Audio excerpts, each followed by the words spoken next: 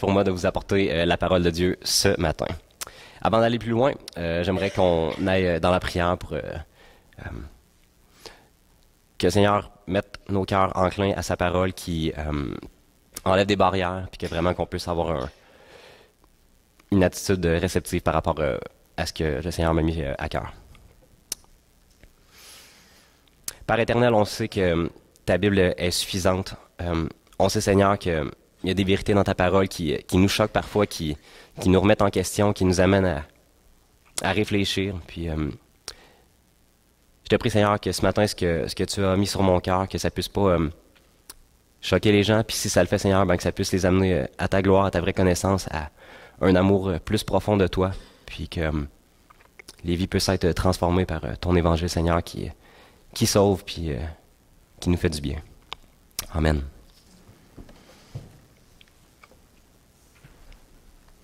Désolé, je vais peut-être faire des moves de temps en temps de figue, là, mais le fil est achalant un peu.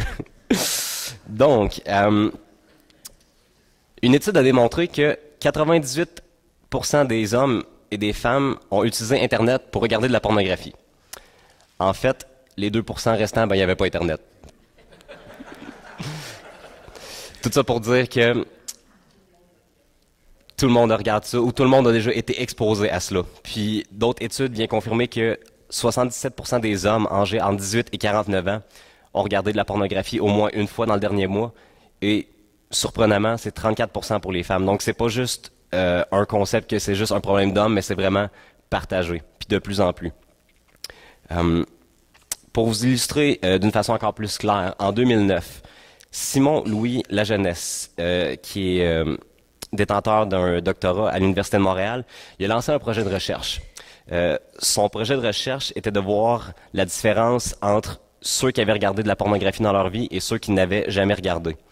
Ben, malheureusement, son projet de recherche a avorté parce qu'il n'a jamais réussi à trouver personne qui en avait jamais regardé. Si vous luttez avec la pornographie, vous saviez mieux que personne à quel point ce combat est difficile, corrosif et destructeur de par et sa nature et son omniprésence. Le monde méprise la sexualité chrétienne parce qu'il la considère comme prude, comme naïve, puis répressive. Mais la Bible, elle est vraiment la sexualité comme étant un cadeau de Dieu pour nous, un cadeau sacré et mystérieux. Puis, pour cette raison, je crois que les chrétiens, on n'a aucun droit d'être embarrassés lorsqu'il vient le temps de parler de sexualité. Peut-être que si je vous demande de dire qu'est-ce que la parole dit au niveau de la sexualité, probablement que votre premier réflexe, c'est de me parler d'immoralité sexuelle. Puis d'un certain sens, vous avez raison, mais on a souvent une préconception négative de la sexualité.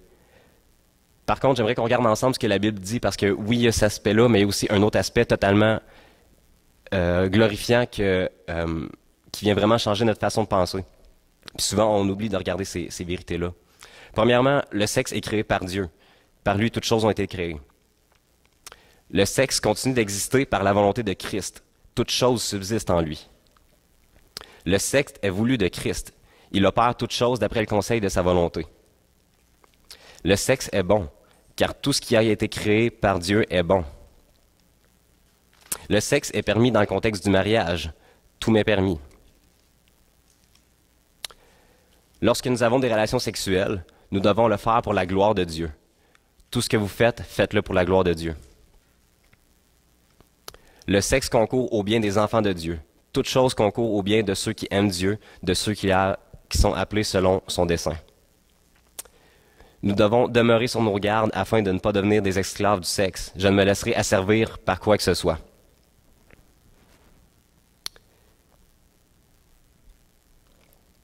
Pour ceux qui sont mariés, le sexe doit être pratiqué et les époux doivent rechercher la sainteté et l'honneur dans la relation sexuelle. Chacun d'entre vous doit savoir comment maîtriser son propre corps, prendre une femme pour lui-même dans la sainteté et dans l'honneur.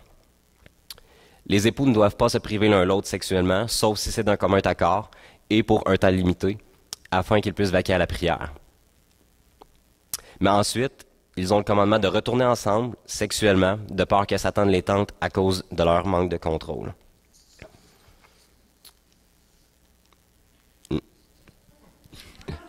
Et tu volé un punch?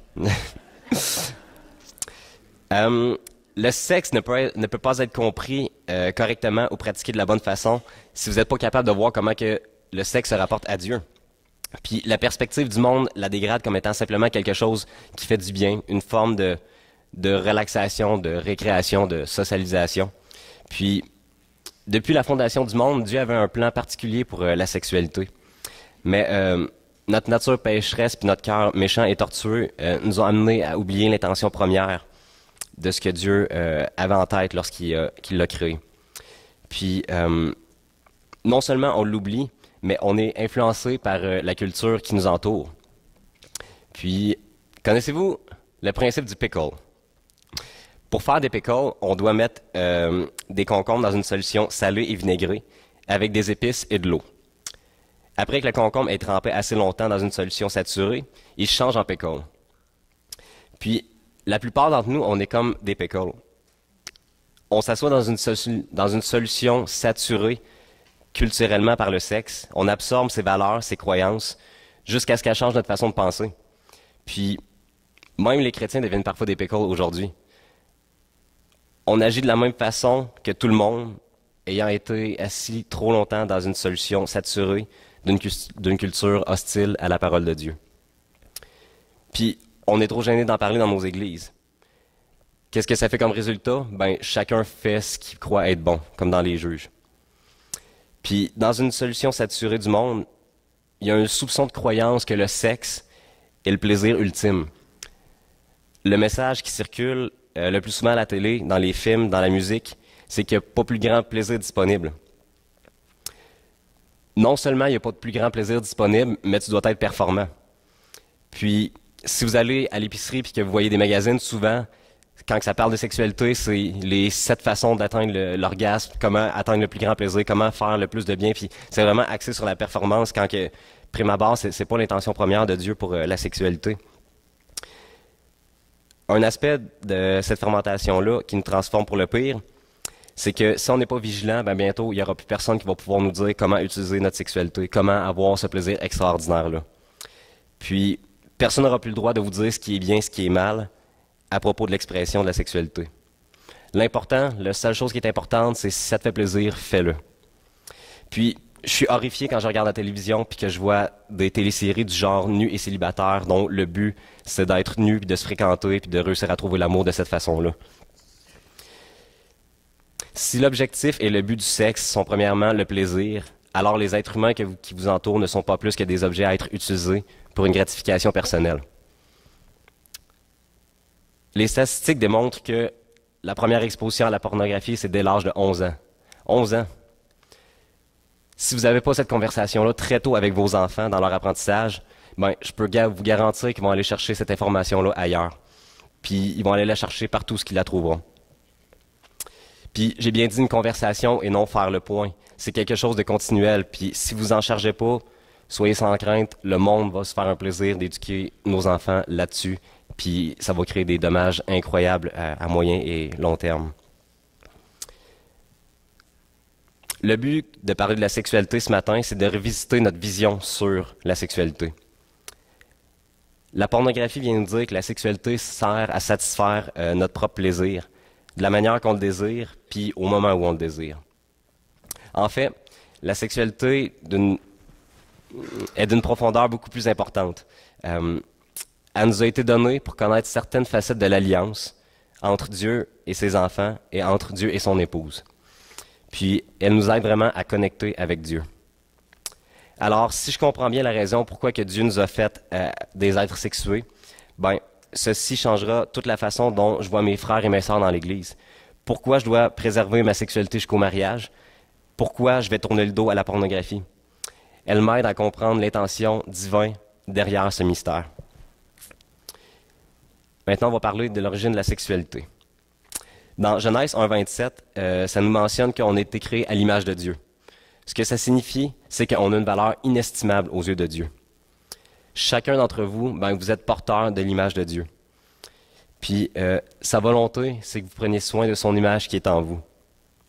La volonté de Dieu, c'est que vous preniez soin de son image qui est dans chacun des frères et des sœurs dans nos églises, mais également dans le monde. Puis, Dieu n'a pas seulement fait les chrétiens à son image, mais chacun des êtres humains peuplant la Terre. Puis c'est un déshonneur lorsqu'on regarde une vidéo pornographique parce qu'on utilise l'image de Dieu dans cette personne-là pour notre propre désir égoïste. Puis Dieu veut qu'on soit prudent avec ce cadeau-là. Il veut qu'on l'utilise comme que lui, il le ferait. Car derrière chaque don que Dieu a donné, derrière chaque image qu'il a conceptualisée, il y a la question pourquoi que Dieu a créé le sexe. Puis la sexualité ne peut pas être bien comprise de façon appropriée ou pratiquée de la bonne façon sans voir comment que Dieu se rapporte au sexe. Puis c'est ce qu'on va découvrir dans quelques instants. Sur un premier plan, on va voir que la sexualité est conçue par Dieu comme un moyen de le connaître d'une façon plus complète. Ensuite, on va approfondir cette connaissance de Dieu en Christ qui est conçue comme un moyen de guider notre sexualité. En d'autres mots, toute corruption sexuelle sert à cacher la vraie connaissance de Christ, mais la vraie connaissance de Christ sert à prévenir la corruption sexuelle.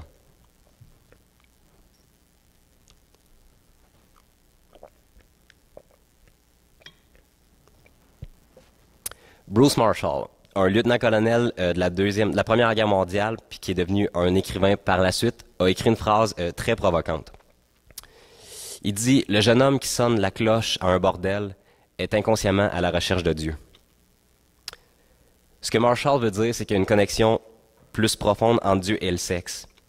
Puis, dans la Genèse, on voit que Dieu nous a fait à son image, créé l'homme et la femme à son image, avec la capacité d'intenses plaisirs sexuels. C'est également un appel à l'engagement dans le mariage et la continence dans le célibat. En instaurant la sexualité, Dieu vient ajouter une profondeur dans la façon de le connaître. C'est intéressant de noter que lorsque Dieu parle de la relation sexuelle entre Adam et Ève, il emploie le mot « connaître ». Dans Matthieu 1, 24-25, on voit que Joseph, s'étant réveillé, fit ce que l'ange du Seigneur lui avait ordonné. Il prit sa femme avec lui. Mais il ne la connut point jusqu'à ce qu'elle eût enfanté, auquel il donna le nom de Jésus. Il ne la connut point dans ce contexte-là signifie qu'il n'y a pas eu de relation sexuelle avec. Puis le langage de la sexualité, des images de la sexualité, sont les plus graphiques et les plus intenses dans la Bible qu'on utilise dans la relation entre Dieu et le peuple. Toutes deux de façon positive lorsqu'on est fidèle et de façon négative lorsqu'on est infidèle. J'aimerais qu'on regarde ensemble le langage de Dieu puis la façon positive face à son peuple au travers le prophète Ézéchiel. Donc, ça va être dans Ézéchiel 16, si vous voulez tourner avec moi. Gardez en tête que Dieu a choisi Israël de tous les autres peuples de la terre afin d'expérimenter son engagement privilégié d'amour avec eux jusqu'au jour où le Messie allait venir pour toutes les nations. Si vous ne l'avez pas, je l'ai mis également à l'écran, mais j'aime toujours regarder directement dans la parole. Donc, Ézéchiel 16, à partir du verset 4 jusqu'à 10.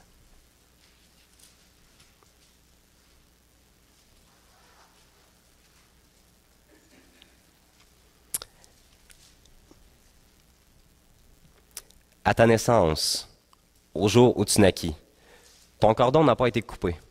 Tu n'as pas été lavé dans l'eau pour être purifié. Tu n'as pas été frotté avec du sel. Tu n'as pas été enveloppé de l'ange. Nul n'a apporté sur toi un regard de pitié pour te faire seul de ces choses, par compassion pour toi. Mais tu as été jeté dans les champs, le jour de ta naissance, parce qu'on t'avait en horreur de toi. Je passai près de toi, je t'aperçus, baigné dans ton sang, et je te dis, vis dans ton sang. Je te dis, vis dans ton sang. Je t'ai multiplié par 10 milliers, comme les herbes des champs. Et tu pris de l'accroissement, tu grandis, tu devins d'une beauté parfaite. Tes seins se formèrent, ta chevelure se développa.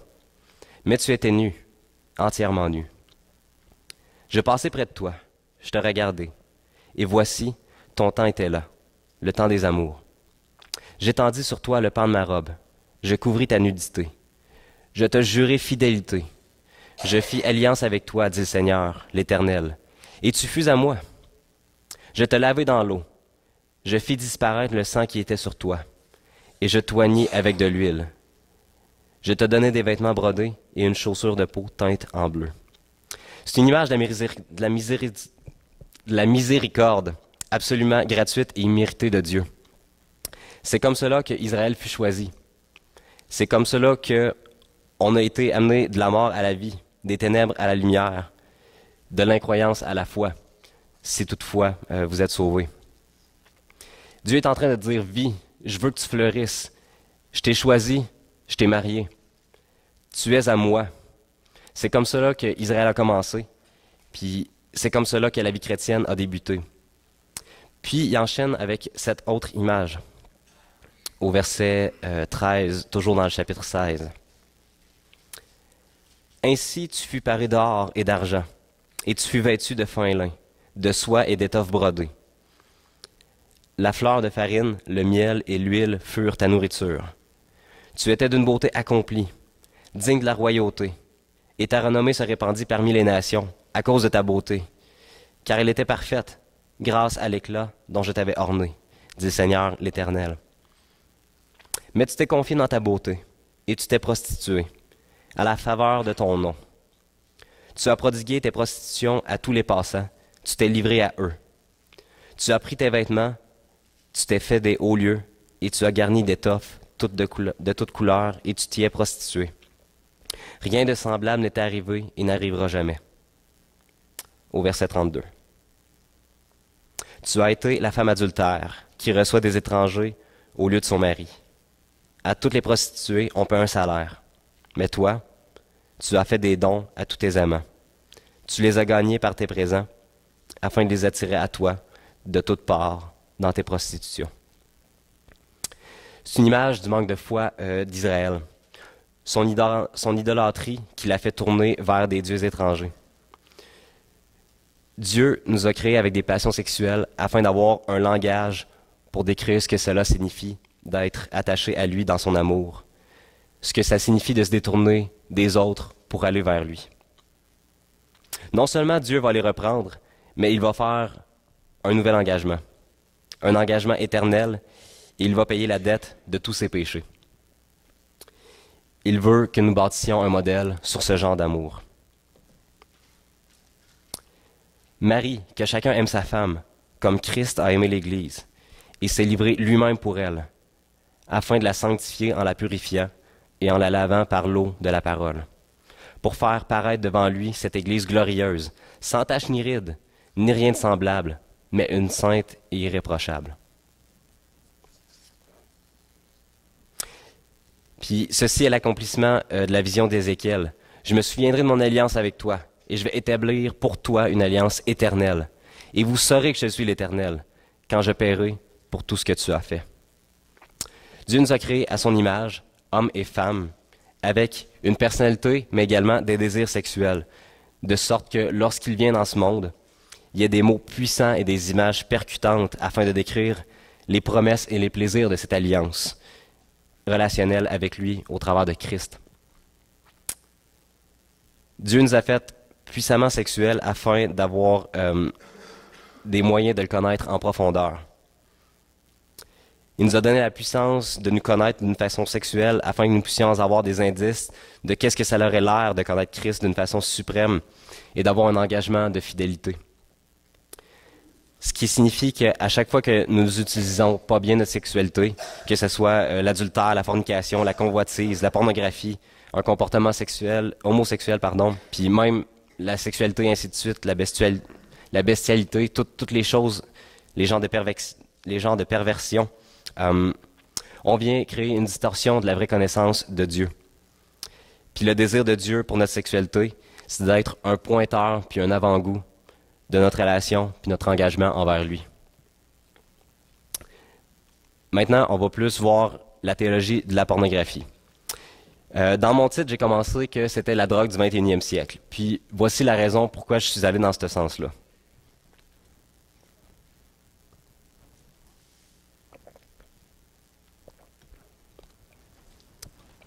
Morgan Bennett, un candidat au doctorat à la jurisprudence de l'Université de Pepperdine, a publié un article en 2013 qui va dans le sens de ma pensée. Voici sa thèse. Les recherches neurologiques ont révélé que les effets de la pornographie sur le cerveau humain sont puissants, si ce n'est pas plus que les substances chimiques addictives telles que la cocaïne et l'héroïne.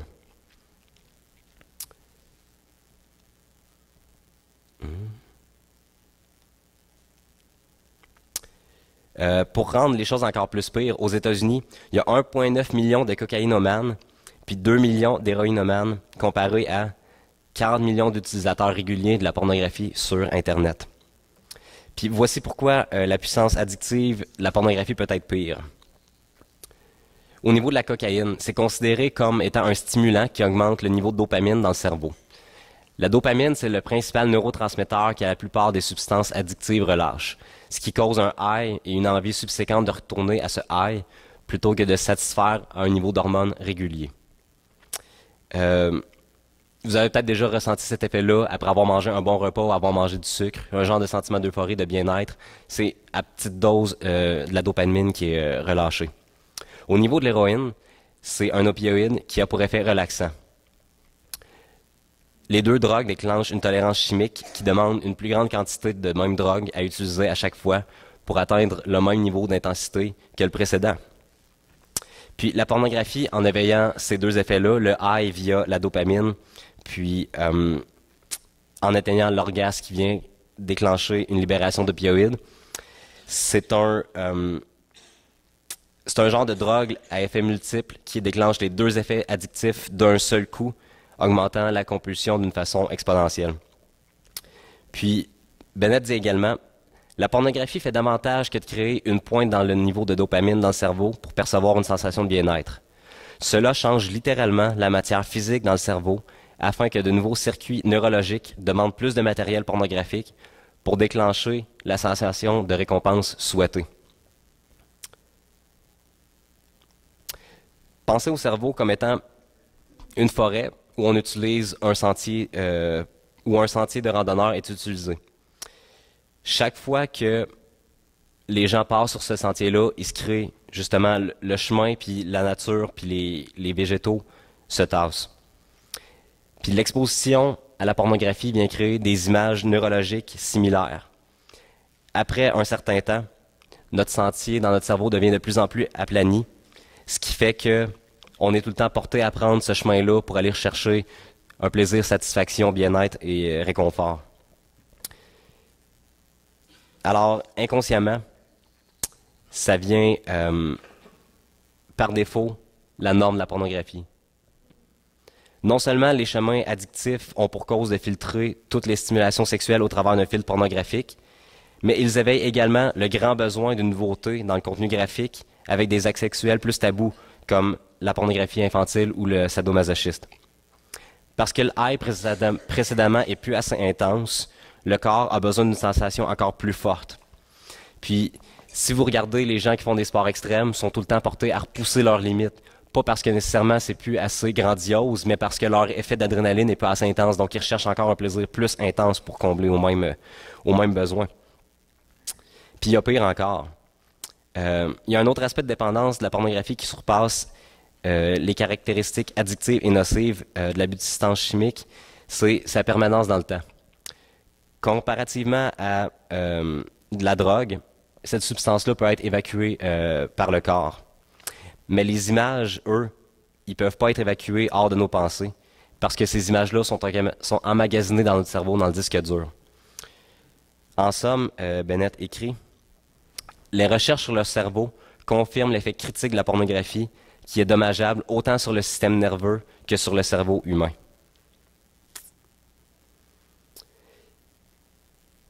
Il n'y a rien de cela qui prend Dieu par surprise.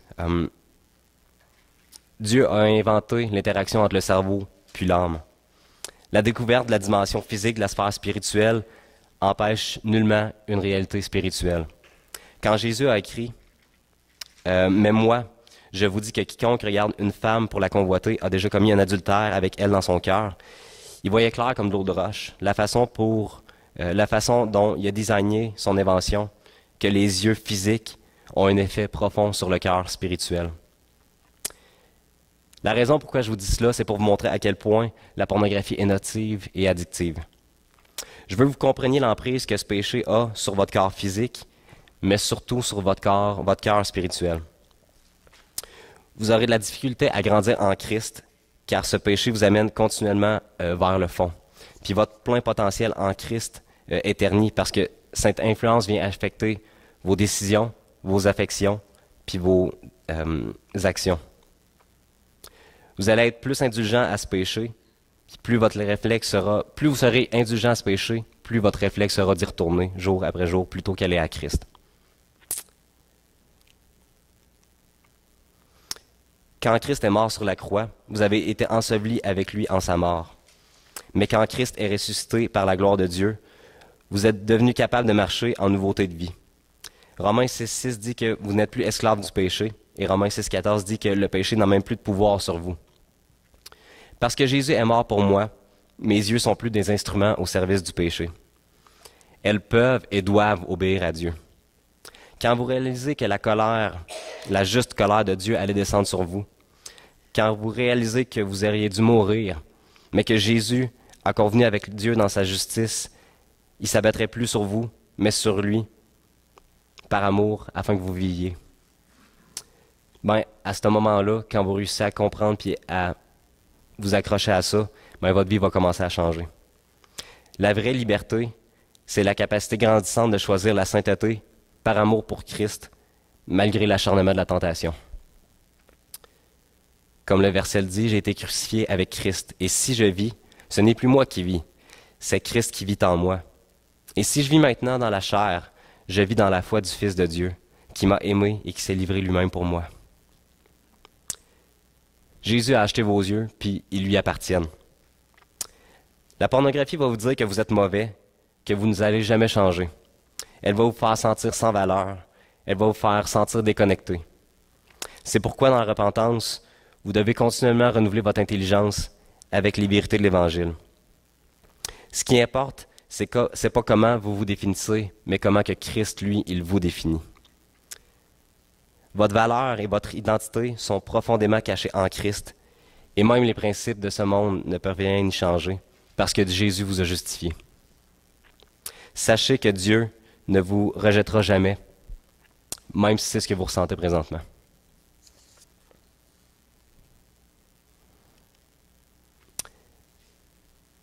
Après la conversion, il y a un processus qui s'appelle la sanctification.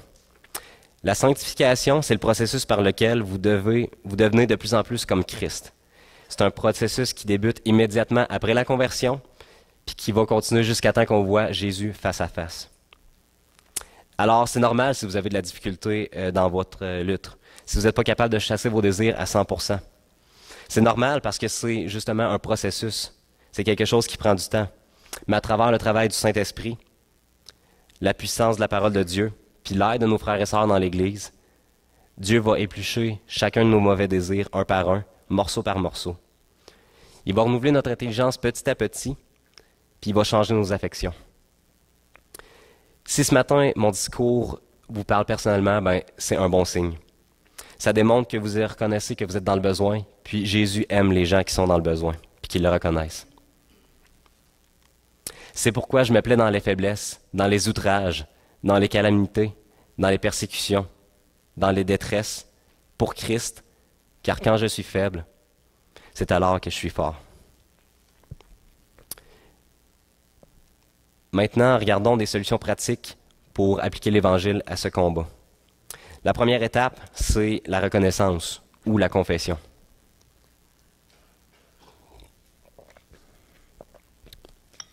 C'est l'étape numéro 1. C'est absolument la première étape que vous devez avoir afin que les autres étapes puissent commencer à prendre du sens et prendre de l'ampleur. Reconnaître que votre péché vient de créer une distance entre vous et le Créateur, de demander pardon et vous rappeler de l'amour de Christ. Vous allez devoir vous le rappeler constamment parce que l'ennemi, il veut vous empêcher de vous rapprocher de Dieu. Il veut que vous pensiez que votre accès à Dieu est bloqué définitivement, alors que ce n'est pas le cas du tout.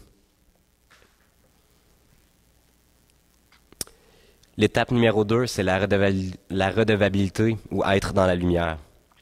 Un coup que ça commence à faire du sens, vous vous tournez de la noirceur vers la lumière, de faux dieux vers le seul vrai Dieu. Vous demandez de l'aide parce que vous avez besoin d'aide. Vous croyez, vous faites confiance, vous trouvez, vous prenez refuge. Vous êtes honnête, vous espérez, vous aimez, vous pleurez, vous confessez, vous louez et vous marchez. La vérité est que vous êtes 100% responsable personnellement Mais vous êtes également 100% responsable de la dépendance de l'aide extérieure. On est trop souvent indépendant ou trop passif. On a souvent un extrême ou l'autre extrême. Puis la raison est qu'on aime notre sécurité. On n'aime pas être exposé, on n'aime pas que les autres nous voient tels que nous sommes, puis la laideur de notre cœur. Mais partager nos fardeaux nous éloigne de cette fausse sécurité parce qu'elle nous rend vulnérables. Mais cette vulnérabilité et se battre dans la lumière font partie de la solution. Puis ce chemin-là, c'est le chemin qui va vous conduire vers la vie. Confessez vos péchés les uns les autres et priez les uns pour les autres afin que vous soyez guéris. La prière agissante du juste a une grande efficacité, nous dit Jacques 5,16. Les sentiers des justes est comme la lumière resplendissante, dont l'éclat va croissant jusqu'au milieu du jour. La voie des méchants est comme le désert. Ils n'aperçoivent pas ce qui les fera tomber. Donc on voit que même la parole de Dieu met beaucoup d'emphase là-dessus. Puis je ne l'ai pas mentionné, mais Galates 6.2 nous demande de porter les fardeaux les uns les autres. C'est comme ça qu'on va accomplir la loi de Christ. Donc il y a vraiment un aspect de la redevabilité, d'être dans la lumière qui va nous aider à faciliter notre marche en Dieu, puis va nous aider à justement se débarrasser de ce péché-là. Il y a aussi également de très bons outils pour nous garder dans la redevabilité. Pour ceux qui ont des BlackBerry ou des Samsung, une très bonne application est Accountable to You. Pour ceux qui ont des iPhones ou des iPads, l'idéal c'est Covenant Eyes. Il y a des façons de bloquer le moteur de recherche Internet pour justement que ça soit vraiment efficace puis filtré. Puis à chaque fois qu'il y a un site qui peut être douteux, ça envoie un rapport à un collègue de redevabilité que lui il peut appeler de dire ça va dessus, c'est-tu correct, j'ai reçu un rapport, qu'est-ce qui se passe, je peux-tu prier pour toi? Donc ça l'aide justement à garder ce principe de redevabilité-là. Troisième point, c'est l'introspection. Je vous invite à analyser votre vie personnellement. Prenez 2-3 pas de recul, puis observez ce qui vous a amené à la pornographie. À quel moment et dans quelles circonstances vous vous tournez vers la pornographie? Est-ce que c'est quand vous êtes triste? Si oui, alors interrogez-vous sur le pourquoi vous êtes triste. Est-ce que c'est lorsque vous percevez une forme d'injustice? La colère? Lorsque votre femme vous contrarie? Est-ce que c'est votre passe-droit qui vous amène à vous justifier de vos agissements? Vous écoutez de la pornographie tous les vendredis soirs car tous vos amis sont en couple et sortent le vendredi soir. Peut-être qu'au fond de votre cœur, vous croyez que Dieu vous doit une épouse. Puis dans votre mécontentement, vous choisissez d'aller trouver votre réconfort sur Internet.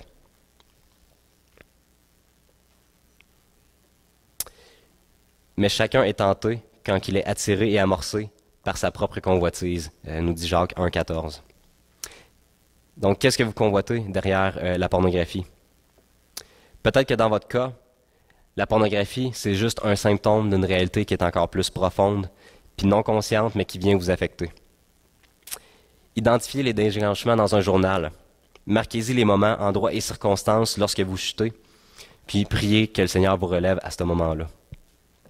Quatrième étape, c'est être radical.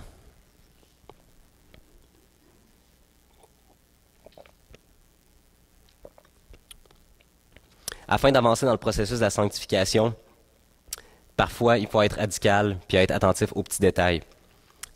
On est en guerre contre le péché, puis tous les coups sont permis pour anéantir cet ennemi-là.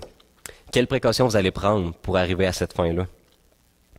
Quel abandon devrez-vous faire pour l'Évangile afin de vous rapprocher de la sainteté? Mais revêtez-vous du Seigneur Jésus-Christ et n'ayez pas soin de chair pour en satisfaire les convoitises.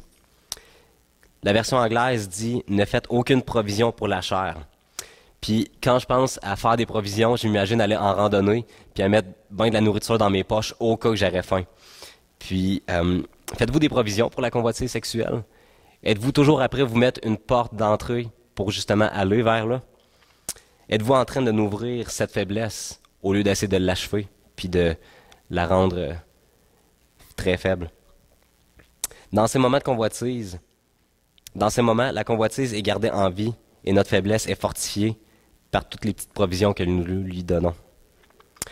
Peut-être que vous devrez éviter d'emprunter la rue qui passe près d'un club vidéo, éviter de regarder certaines sections du magazine à l'épicerie.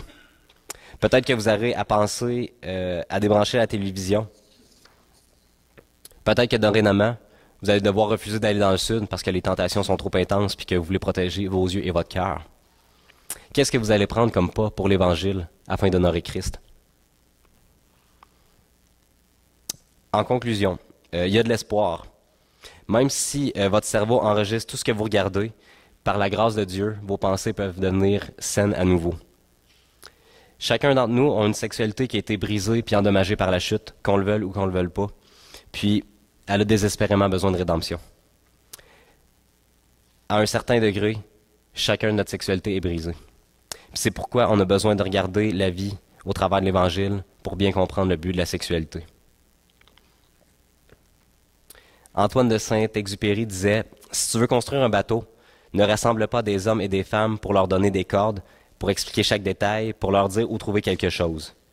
Si tu veux construire un bateau, fais naître dans le cœur des hommes et des femmes le désir de la mer. » Puis, mon désir ce matin est d'avoir créé un désir plus grand que celui d'aimer la convoitise sexuelle. Les habitudes y meurent difficilement, spécialement ceux qui procurent le genre d'excitation puis de rush immédiat que la convoitise sexuelle procure. Vous n'aurez pas besoin de dire non une seule fois, mais plusieurs fois. Et je ne vous le cacherai pas, parfois vous allez échouer. Mais ce qui est important de comprendre, c'est que peu importe combien de fois vous allez échouer, peu importe combien de fois la longueur de la bataille va durer, vous ne pouvez pas épuiser l'amour et le pardon de Dieu. Si nous disons que nous n'avons pas péché, nous nous séduisons nous-mêmes, et la vérité n'est point en nous. Si nous confessons nos péchés, il est fidèle et juste pour nous les pardonner et pour nous purifier de toute iniquité. Ce qui compte, c'est sa fidélité, pas la vôtre. Soyez pas découragés si vous devez aller à Dieu à chaque jour pour demander pardon. Continuez d'avancer, continuez de demander. C'est le chemin qui va vous amener vers une victoire durable.